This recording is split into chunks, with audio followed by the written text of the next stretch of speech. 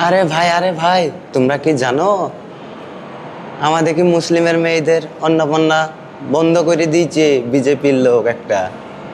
তোমরা কি খোঁজ লাও? তাই বলে ও একটা চিঠি লিখেছে কি মুসলিমরা অন্নপূর্ণা ভান্ডার পাবে না, মুসলিমরা দেশ দুইরি। তার মানে বাংলাদেশ থেকে এসছে, থেকে এসছে, বিভিন্ন রকমের কথা বলছে। তা বিজেপি পার্টি থাকবে না থাকবে না? ওই তো ডেট দিয়েছে 4 বছর, 4 বছরেই থাকবে, তার বেশি থাকবে না। অবশ্যই কমেন্ট শেয়ার করো। মুসলিম মহিলাদের অন্নপূর্ণা ভান্ডার বন্ধের দাবিতে জেলা শাসকের কাছে ডেপুটেশন দিল একটি সংগঠন। অন্নপূর্ণা ভান্ডার সংক্রান্ত কিছু বিষয় নিয়ে আমাদের যেগুলো দাবি হচ্ছে যে মুসলিম মহিলাদের ক্ষেত্রে অন্নপূর্ণা ভান্ডার সম্পূর্ণভাবে বন্ধ করা হোক।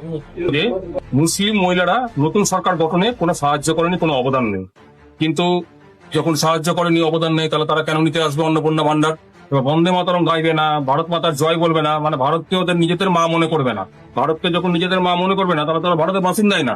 ভারতের যখন বাসিন্দা না, তাহলে অন্নপূর্ণা ভান্ডার কিছুর জন্য পাবে? যে এক একটা মুসলমান পুরুষের অনেক ক্ষেত্রে দেখা গেছে যে 5টা 7টা করে বিভিন্ন স্বামীর নাম দেখিয়ে বা বিভিন্ন রকম ভাবে কাগজের জালিয়াতি করে আবেদন করছে। তাহলে এক একটা পরিবারে, মুসলিম পরিবারে তো মোটামুটি 8-9 জনের করে অন্নপূর্ণা ভান্ডারের টাকা ঢুকবে, মানে কাছাকাছি সরকারি বেতনের সমান টাকা পাবে যে মুসলিম মহিলারা। ওরা তো এগুলো কিছু করবে না, ওরা তো খালি গুলি বোমা বন্দুক এগুলোই বানাবে, সংখ্যা বাড়াবে। হচ্ছে এবার সবকিছুই করা হোক হিন্দুদের জন্য, আদিবাসীদের জন্যই করা হোক। মুসলিম মহিলাদের অন্নপূর্ণা ভান্ডার দেওয়ার, টাকা দেওয়ার, 3,000 টাকা দেওয়ার কোনো প্রয়োজন আছে বলে আমাদের সংগঠন বা আমরা মনে করি না।